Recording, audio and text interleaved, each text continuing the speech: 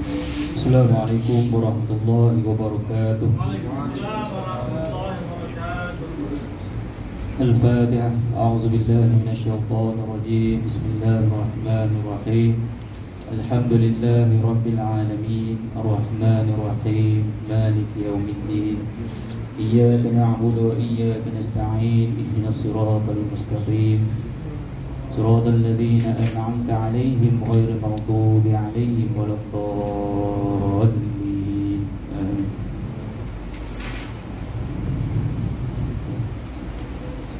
Alhamdulillah rabbil alamin, wassalatu wassalamu ala asyrafil anbiya'i wal mursalin wa ala alihi wa sahbihi ajma'in. Rabbi shrah lana sudurana wa yassir lana umurana wahlul 'uqdatam min alsinatina yafqahu aqwalana. Allahumma faqihna fid din wa 'allimna ta'wil wahdina ila siratikal mustaqim. Siratal ladzina an'amta 'alaihim minan nabiyyin wasiddiqin wasyuhada'i wassalihin. Qala Allah subhanahu wa ta'ala fi kitabil aziz ba'da an na'udzu billahi minasyaitonir rajim. Wa laqad nasarakumullahu bi badrin wa antum adillah fattaqullaha la'allakum tashkurun. Dan sesungguhnya Allah telah menolong kamu mencapai kemenangan dalam peperangan Badar, sedangkan kamu pada ketika itu dalam keadaan lemah, yakni kerana kamu sedikit bilangannya dan kekurangan alatan perang. Oleh itu bertakwalah kepada Allah supaya kamu bersyukur akan kemenangan itu. Wa qala Allah subhanahu wa ta'ala, a'udzu billahi minasyaitonir rajim, faqsusil qasasa la'allakum yatafakkarun. Maka kisahkanlah, ceritakanlah qasas, kisah-kisah, yakni kisah yang terkandung dalam Al-Quran itu, mudah-mudahan kamu semua berfikir. Yang berbahagia Tuan Pengurusi Surau, Timbalan Pengurusi, Tuan Imam, Tuan Bilal, Ketua Jawatan Kuasa Surau At-Taqwa Desa Menteri 2, Muslimin, Muslimat, dan Allah Subhanahu Wa Ta'ala sekalian. Alhamdulillah, Alhamdulillah, Alhamdulillah. Pada malam ini masuk ke malam yang ke-15. Allah Subhanahu Wa Ta'ala izinkan kita semua untuk menempuh bulan Ramadan pada kali ini sampai tiba di malam ke-15. Esok kita akan masuk ke malam yang ke-separuh, separuh Ramadan, malam yang ke-16, dan imam akan mula baca doa qunut pada solat sunat witir pada esok hari, pada esok malam. Jadi tuan-tuan muslimin muslimat yang dirahmati Allah SWT sekalian, kita kena bersyukur, sentiasa mengucapkan Alhamdulillah kerana segala nikmat yang Allah SWT kurniakan itu bukan ada pada diri kita, bukan ada pada orang lain. Kerana semua nikmat yang Allah SWT kurniakan itu adalah nikmat yang bersifat sementara. Allah SWT berhak untuk mengambil semuanya, berhak untuk memberi semuanya. Sebelum datang surau tadi, saya tengok satu video dekat Pasir Gudang. Dalam perjalanan pulang daripada tempat kerja, tiba-tiba datang sebuah lori trailer dari arah bertentangan, hentam ke lorong sebelah. 11 kereta kena hentam dengan lori trailer. Sebabkan lori trailer tu elak daripada kereta tu. Kereta yang ada di lorong lain tu mencelok masuk depan dia, menyebabkan kemalangan, menyebabkan banyak kereta yang total loss. Siapa jangka tuan-tuan? Kita semua tak jangka. Jadi itulah, kerana itulah kita dituntut supaya sentiasa bersyukur kepada Allah SWT, mengucapkan Alhamdulillah dan beristighfar. Dan walaupun Ustaz datang pada malam-malam Ramadan ingatkan kepada kita supaya sentiasa bertaubat, beristighfar. Semalam Ustaz sebut supaya jangan banyak berangan, jangan panjang angan-angan semua tu kan. Jadi itu semua satu bentuk tazkirah, peringatan. Kerana Peringatan itu merupakan satu perkara yang bermanfaat bagi setiap orang yang beriman. Fadzakir fa inna dzikra tanfa'u lil mu'min. Setiap peringatan tazkirah itu perlu kita hadam, perlu kita dengar, dan sebaiknya kita amalkan dan juga kita sampaikan kepada sahabat-sahabat kita semua. Baik. Bulan Ramadan, tuan-tuan dan puan-puan, muslimin muslimat, adalah bulan yang Allah SWT kurniakan kepada kita dengan pelbagai peristiwa, pelbagai sejarah. Kalau kita belik buku sejarah Islam, kita akan tengok banyak peristiwa yang terjadi dalam bulan Ramadan. Kita belik balik kitab sirah, kitab sirah Nabawiyah, banyak juga peristiwa-peristiwa yang melibatkan Rasulullah sendiri dalam bulan Ramadan. Dalam bulan Ramadan, antara peristiwa yang berlaku yang kita akan hadap, kita akan lalui berapa hari lagi? 2 hari lagi, iaitu peristiwa nuzul Quran, di mana Allah SWT turunkan Al-Quran. Dan 2 hari lagi juga kita memperingati sejarah peperangan Badar. Pada malam ini diberi topik Badar Kubra, bagi memperingati peristiwa Badar tersebut. Peperangan Badar iaitu perang yang pertama berlaku di antara umat Islam dan juga orang kafir Quraisy. Dalam bulan Ramadan juga Rasulullah SAW bersama para sahabat membuat persiapan perang Ahzab, iaitu tempoh yang digunakan oleh para sahabat dan juga Rasul untuk membina parit keliling Madinah dalam Ramadan tu. Kalau baca kisah perang Ahzab ni semua tahu yang Rasulullah sampai ikat perut dengan batu tu kan.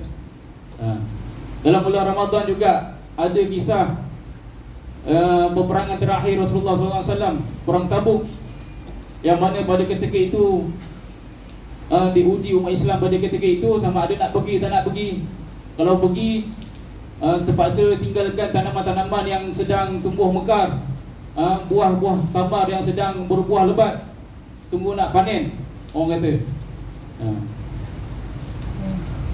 Tapi ada sebagian sahabat yang pergi, ada juga yang tak pergi. Yang tak pergi itu Rasulullah SAW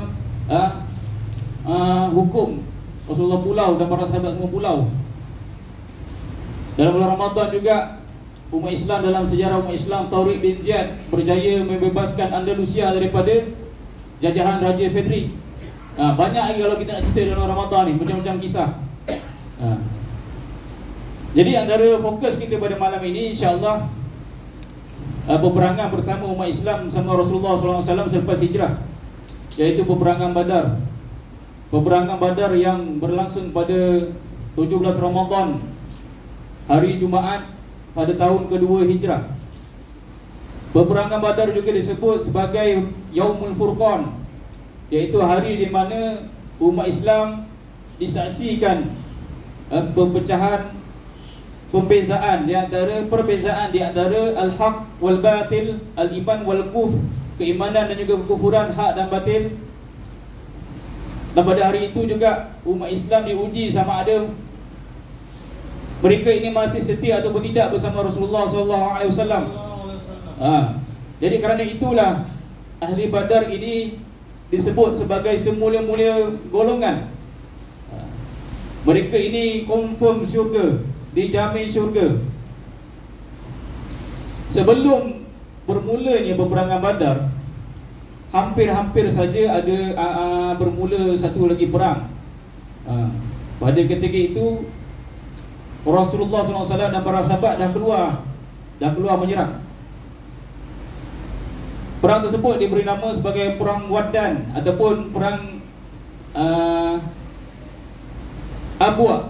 Nama perang tersebut Perang Waddan ataupun nama perang lain Perang Abwa, di mana dalam peperangan tersebut Rasulullah SAW dah keluar dah nak melawan kafir Quraisy pada ketika itu. Tapi tak jadi. Bila berunding, mereka bersetuju untuk bersama dengan Rasulullah SAW.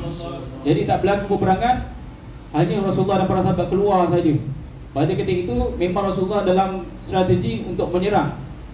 Jadi mereka pada ketika itu lengkap dengan kelengkapan senjata, lengkap dengan persediaan untuk menghadapi peperangan. Berbeza dengan Perang Badar.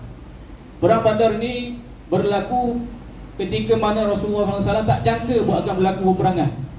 Pada awalnya semua tahu kan, tiap tahun bulan Ramadan kita akan cerita balik berkaitan Perang Badar, yang mana pada mulanya Rasulullah SAW dan juga para sahabat bercadang untuk keluar menyekat rombongan Abu Sufyan, kan?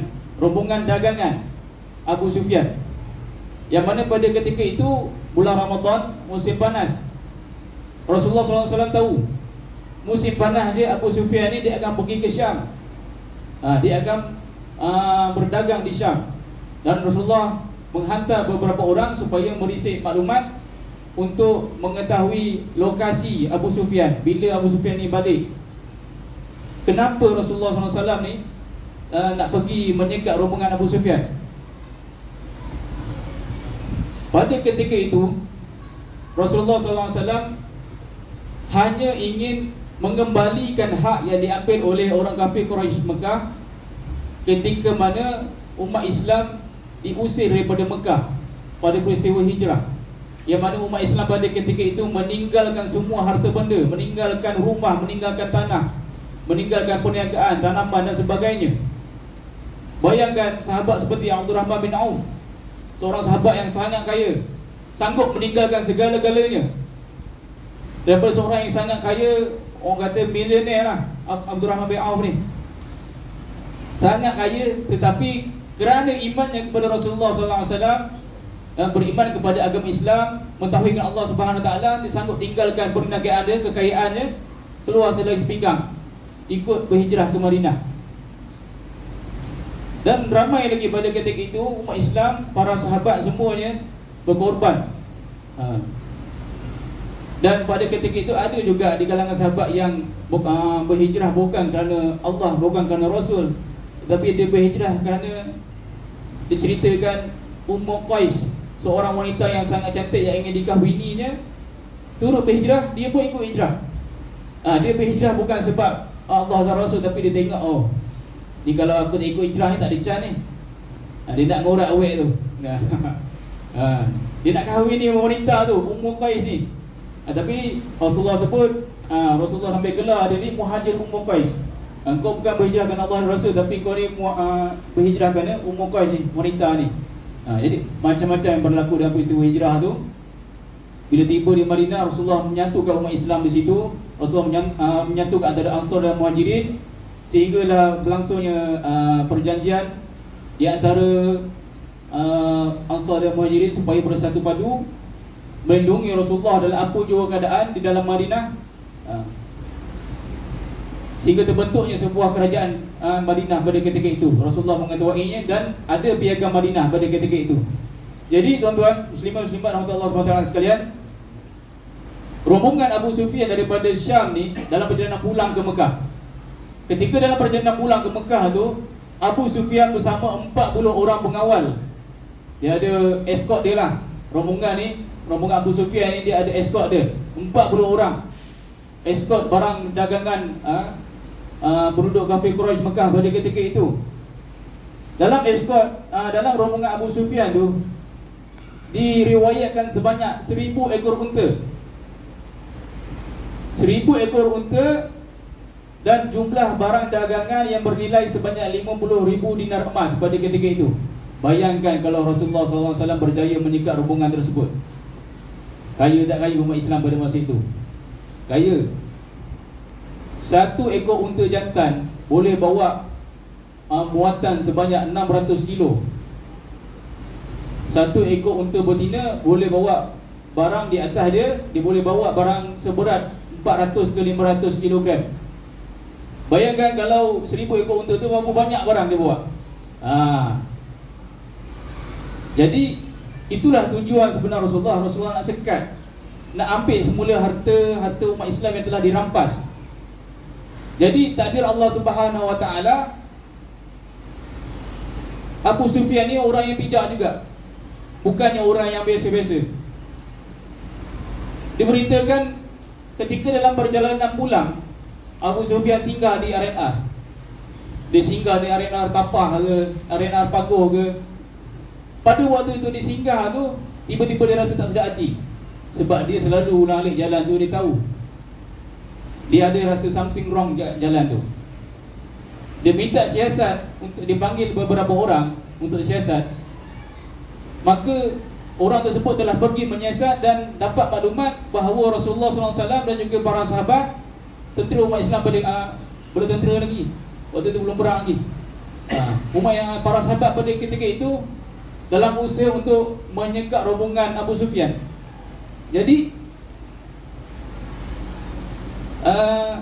apa yang menyebabkan Abu Sufyan ni yakin bahawa Rasulullah SAW dan para sahabat ada dekat situ? Ini kebijaksanaan Abu Sufyan.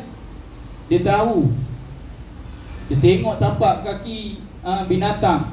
Pada waktu itu Rasulullah bersama para sahabat, bukan ramai pun, 313 orang je keluar daripada Madinah. 2 ekor kuda. Rasulullah bawa 2 ekor kuda je, 70 ekor unta. Jadi dia boleh tahu tai kuda tu, tai unta tu yang dimakan oleh rumput-rumput yang dimakan oleh unta dan kuda tu. Kemudian kuda tu berak keluar tai.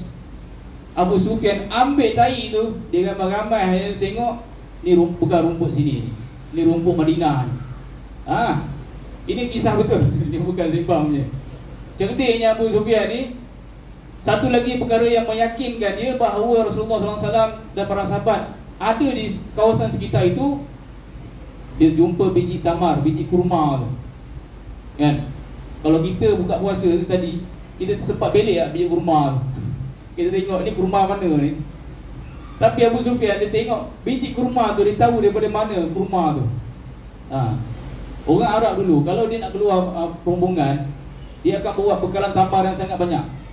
Dan dia akan bawa tamar tu daripada negeri dia sendiri. Daripada, contoh rombongan daripada Mekah akan bawa kurma tamar daripada Mekah sendiri.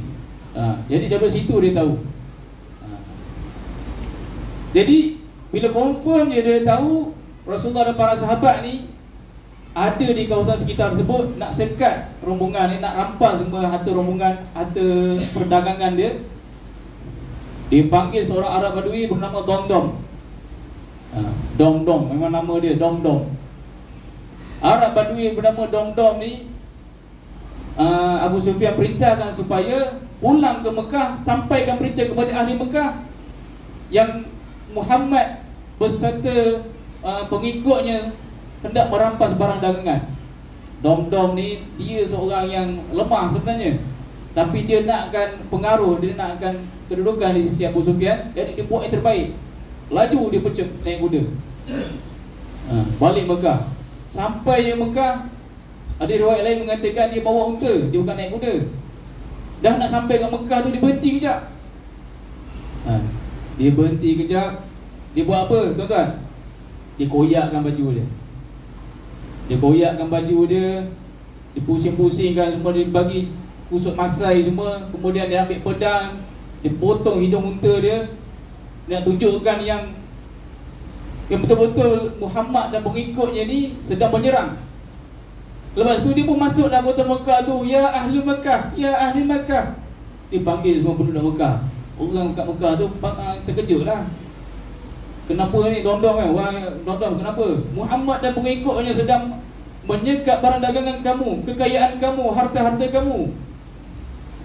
Kita dengar itu, terus Abu Jahal, pemimpin Mekah pada ketika itu, kafir Quraisy pada ketika itu, ambil tindakan, kumpul semua orang. Maka berkumpullah semua pembesar-pembesar Mekah pada ketika itu, dengan jumlah kekuatan seramai 1000 orang, bergerak menuju ke Badar. Pada ketika itu Abu Jahal bersama 1000 orang tentera, 100 ekor kuda, 600 orang tentera berkelengkapan baju besi dengan senjata semua lengkap, dengan unta yang sangat banyak tak terkira. Keluar terus, memang terus aim nak pergi Badar, nak serang Muhammad kerana Muhammad nak rampas. Tengah on the way nak pergi Badar ni, Abu Sufyan dengan kebijaksanaan dia, dia cakap dekat ahli rombongan dia, jom kita pusing ikut lain.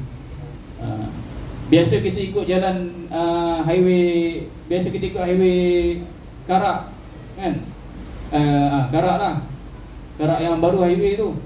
Dia pusing ikut Karak lama, jalan yang jarang orang-orang lalu kan. Jadi daripada situ kita tahu Abu Sufyan ni bukan biasa-biasa orang dia. Dan lagipun dia pun memang pembesar daripada kota Mekah sendiri. Jadi nak pendekkan cerita, rombongan Abu Sufyan selamat sampai di kota Mekah.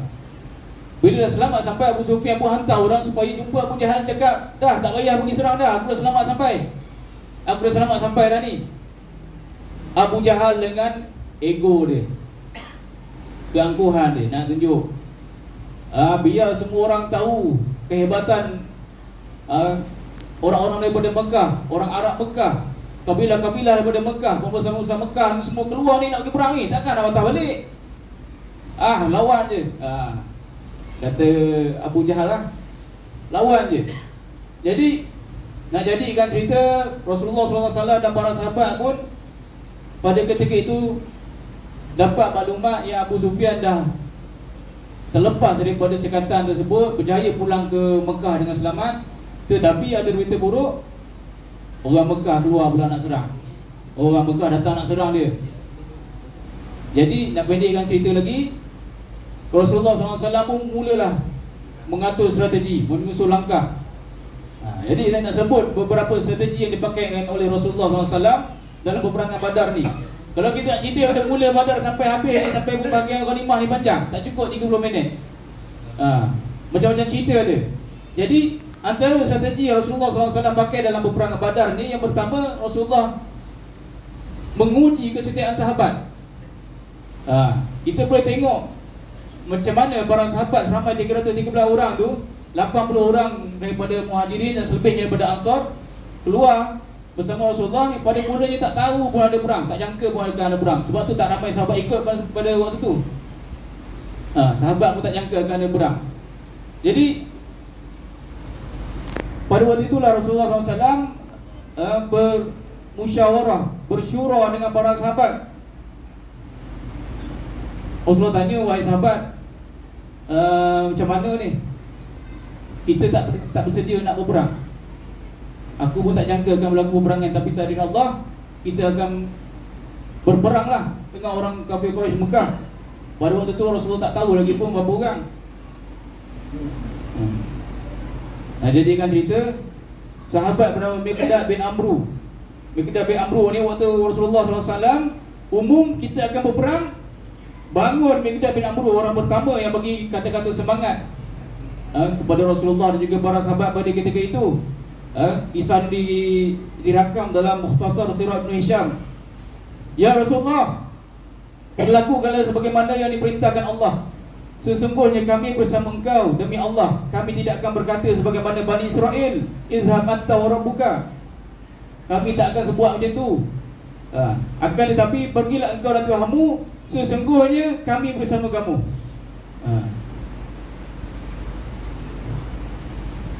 Sesungguhnya kami bersama kamu. Inna ma'akuma muqatilun.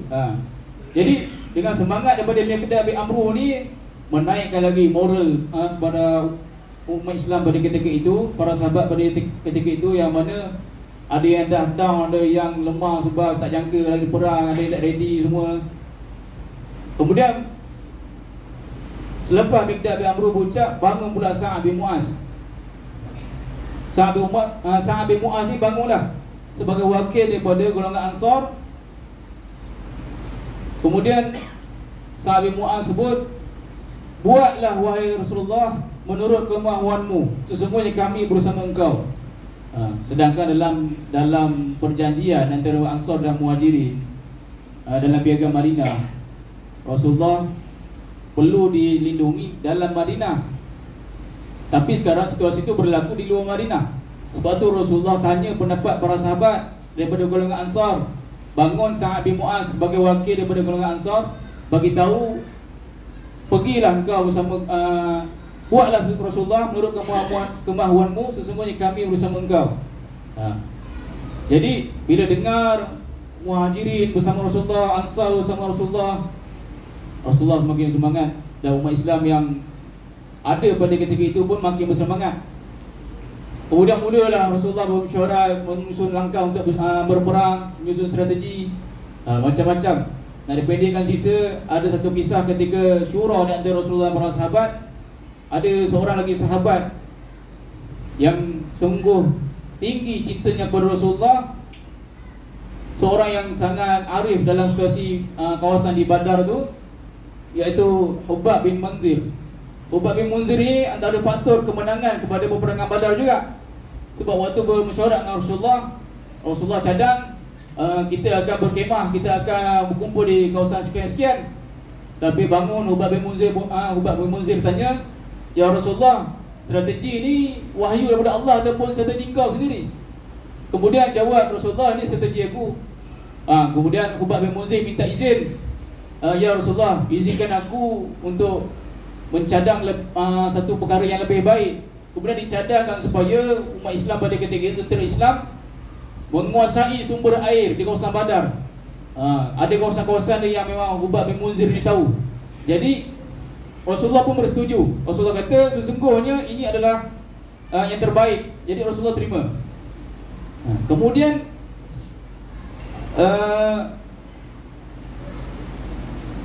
Rasulullah pun bersama para sahabat pergi ke kawasan yang dicadangkan oleh Hubab bin Munzir dan mendirikan kemah di situ.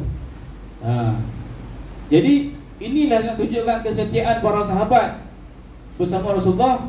Strategi yang pertama Rasulullah buat adalah menguji kesetiaan para sahabat terlebih dahulu. Jadi semua okey, Rasulullah pun proceed perang. Kemudian strategi yang kedua, ilmu pengetahuan, kebijaksanaan Rasulullah ataupun disebut sebagai intelligent, risikan yang dibuat oleh Rasulullah sallallahu alaihi wasallam.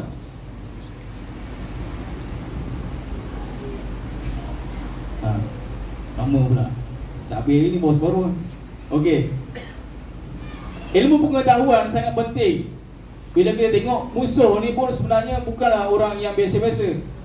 Kita tengok tadi Abu Sufyan tadi, macam mana dia boleh tahu Rasulullah ada kat situ. Nak tunjuk dia seorang yang sangat berilmu.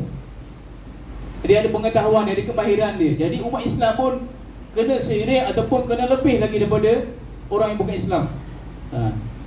Jadi Rasulullah sallallahu alaihi wasallam pada satu ketika keluar bersama Sayyidina Abu Bakar untuk mendapatkan info, dapatkan maklumat risikan. Rasulullah berjalan, bertemu dengan seorang tua, lalu bertanya berkaitan dengan Rasulullah nak dapatkan maklumat tentang tentera kafir Quraisy Mekah. Jadi orang tua ni tanya dulu, kalau kau nak tahu apa yang kau tanya tu, baik kau kenalkan diri kau dulu siapa. Kemudian Rasulullah jawab, engkau bagi tahu maklumat tu dulu, baru aku akan bagi tahu aku siapa.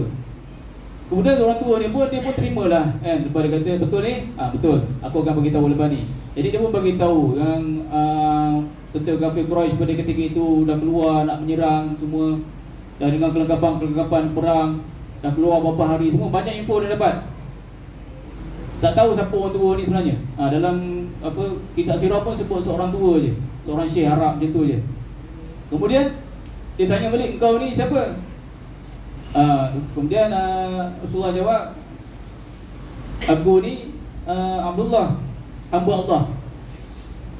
Ana min ma'. Rasulullah jawab, aku ni daripada air. Daripada ma', bukan daripada air dulu, daripada ana min ma'. Ma' ni satu tempat yang ada di Iraq. Jadi strategi Rasulullah pada waktu itu tak nak kantoi. Orang tua ni dia tak tahu ni Rasulullah, dia tak kenal Rasulullah.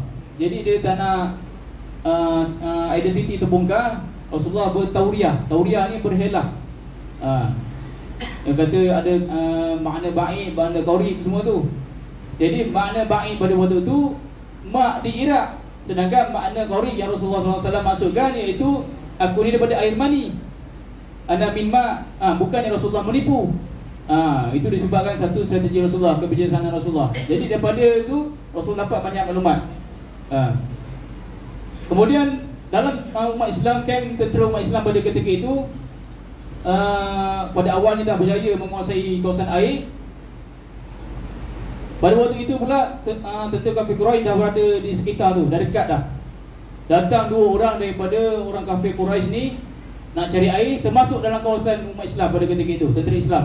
Dua orang ni bila ditangkap dan ditawan, ditanya-tanya, rupanya dia ni tukang masak je sebenarnya. Dia bukan orang tentera pun. Dia nak masak je. Tapi kebijaksanaan Rasulullah ni, Rasulullah perintahkan supaya sahabat ni dapatkan maklumat, tapi sahabat tak dapat maklumat tu. Sedangkan dia menipu lagi adalah kan, dia menipu. Apa yang disampaikan kepada sahabat tak betul. Kemudian Rasulullah sendiri yang apa yang siasat dia, soal siasat dia, Rasulullah tanya, apa tugas kau? Dia jawab, aku ni tukang masak. Kemudian Rasulullah jawab, Rasulullah tanya balik, sehari berapa ekor unta kau korbankan untuk masak? Dalam 9 ke 10 ekor. Dalam 9 ke 10 ekor, satu ekor unta boleh dimakan sebanyak 100 orang. Jadi Rasulullah tak kira-kira lebih kurang dalam memang 1000 orang lah tentera kafir Quraisy pada ketika itu. Jadi itulah kebijaksanaan Rasulullah. Rasulullah ajar macam mana kita integrate dengan musuh semua. Jadi seterusnya, yang ketiga syura. Yang diterapkan pada perang Badar ini ialah Rasulullah nak tanya tadi macam yang seperti saya ceritakan tadi, sama ada nak teruskan perang ataupun balik. Kemudian Ubadah bin Munzir cadangkan supaya kem kawasan tentera umat Islam tu dianjak lagi ke depan supaya menguasai sumber air. Kemudian syura yang dibawa oleh Rasulullah dengan Abu Bakar dan juga Sayyidina Umar mengenai tawanan perang. Selepas perang tu berjaya mendapat 70 orang tawanan. Dan di kalangan tawanan tersebut adalah pembesar-pembesar kafir Quraisy Mekah. Jadi bila Rasulullah bersyura, Sayyidina Abu Bakar cadangkan supaya kita tebus dia ni kan. Buat dia sebagai tebusan, biar orang kafir Quraisy ni bayar dengan harga-harga sekian-sekian. Dengan duit tu kita dapat menampung ekonomi kita nanti. Kalau dengar cadangan yang bernas, mantap juga cadangan ni. Kemudian Rasulullah tanya Sayyidina Umar, ya Umar, apa pendapat kau? Umar jawab, ya Rasulullah, aku cadangkan pancung lah. Umar dia tak boleh apa kan. Sayyidina Umar ni kerah dia. Kemudian bila Rasulullah dah terima pendapat daripada kedua sahabat, Rasulullah terima pendapat daripada Sayyidina Abu Bakar. Jadi nak jadikan cerita, esok harinya Sayyidina Umar nak pergi jumpa Nabi Muhammad, Rasulullah dan juga Sayyidina Abu Bakar. Waktu tu Sayyidina Umar nampak Rasulullah dengan Sayyidina Abu Bakar, dia menangis. Sayyidina Umar tanya, ya Rasulullah, ya Umar, ya Abu Bakar, kenapa kau menangis ni? Biar aku boleh menangis sama-sama dengan kau. Biar aku boleh nangis sama-sama dengan kau. Kemudian Rasulullah jawab, ya Umar, berbanggalah, sesungguhnya Allah berpihak kepada engkau. Kerana lepasnya Rasulullah pilih pendapat Sayyidina Abu Bakar, itu turun wahyu. Rasulullah sebut, Allah SWT sebut, maka lin nabi an yakuna lahu asra hatta yuskhinu fil ard turidu 'arada dunya wallahu yuridul akhirah wallahu azizun hakim. Tak boleh nabi-nabi ni, para rasul ni ada tawanan perang.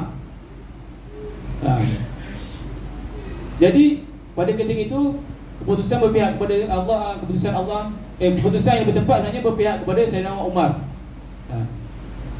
Jadi Rasulullah SAW tetap teruskan juga dengan perancangan supaya ditebuslah tawanan tersebut. Sebab ada wahyu lain yang turun sebelum itu menunjukkan boleh menebus tawanan perang.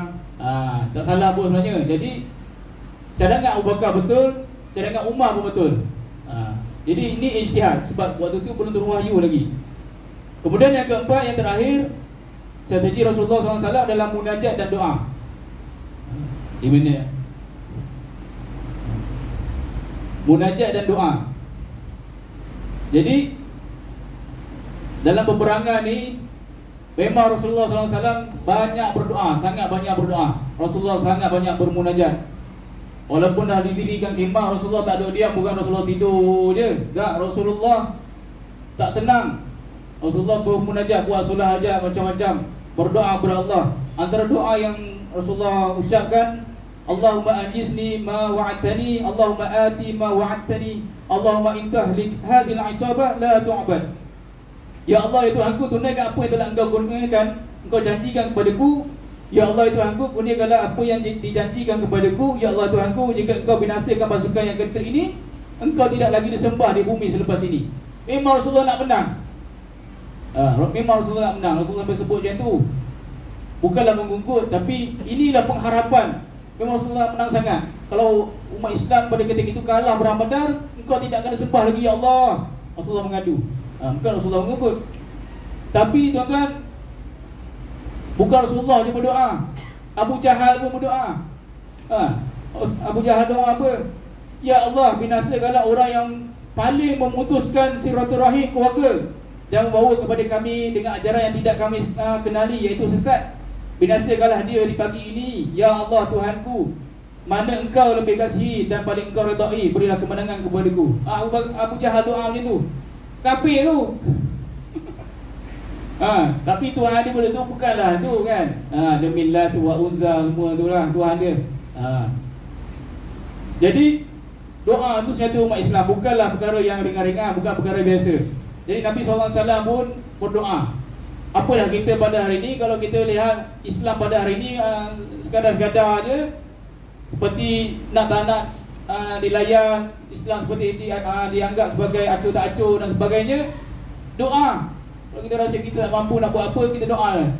Dalam fiqh jihad Syekh Yusuf pun sebut itu senjata bagi umat Islam, senjata dalaman, senjata rohani kita, demi kekuatan kita untuk kita teruskan jaga keimanan kita, ketauhidan kita serah segalanya kepada Allah SWT, walaupun kita tak ada daya, tak ada upaya. Itu saja. Jadi itulah 4 strategi yang Rasulullah SAW buat dalam peperangan Badar. Sebenarnya ada 10, banyak sebenarnya, tapi saya ringkaskan kepada 4. Dan akhirnya peperangan Badar ni menurut Syekh Muhammad Al-Ghazali, Ahli Badar dimulakan Allah kerana hati mereka itu bersama para Nabi, ketetapan mereka, keimanan mereka bersama Islam. Mereka keluar meninggalkan anak-anak, harta-harta dan rumah-rumah mereka. Jelas tujuan mereka itu adalah kerana Allah Subhanahu Wa Taala. Dan yang terakhir, dalam fiqh sirah Said Ramadan Al-Buti disebutkan syariat perang supaya umat Islam ini tidak termakan dengan fitnah perang Badar ni. Kalau umat Islam ambil harta rombongan tadi, orang lepas dia akan keluar cari rombongan dia, nak sekat rombongan dagangan, nak ambil harta rampasan semua. Tapi tak ada usaha, tak ada peperangan berlaku. Jadi Allah nak ajak, ini tarbiyah Allah Subhanahu Wa Taala kepada umat Islam. Mudah-mudahan apa yang kita dapat pada malam ini, pengajarannya, muhasabahnya, ibrahnya, dapat kita sama-sama amalkan, dapat sama-sama kita laksanakan sebagai umat Islam yang bertakwa dan beriman kepada Allah Subhanahu Wa Taala. Ma asabaka min hasanati fa min Allah, wa ma asabaka min hasanati fa min nafsi. Yang baik itu datang daripada Allah Subhanahu Wa Taala, dan yang kelemahan yang kurang terlebih-lebih malam ni itu datang daripada saya sendiri. Hakikatnya kedua datang daripada Allah Subhanahu Wa Taala. Aku qauli hadza astaghfirullahal azim li wa lakum. Assalamualaikum warahmatullahi wabarakatuh.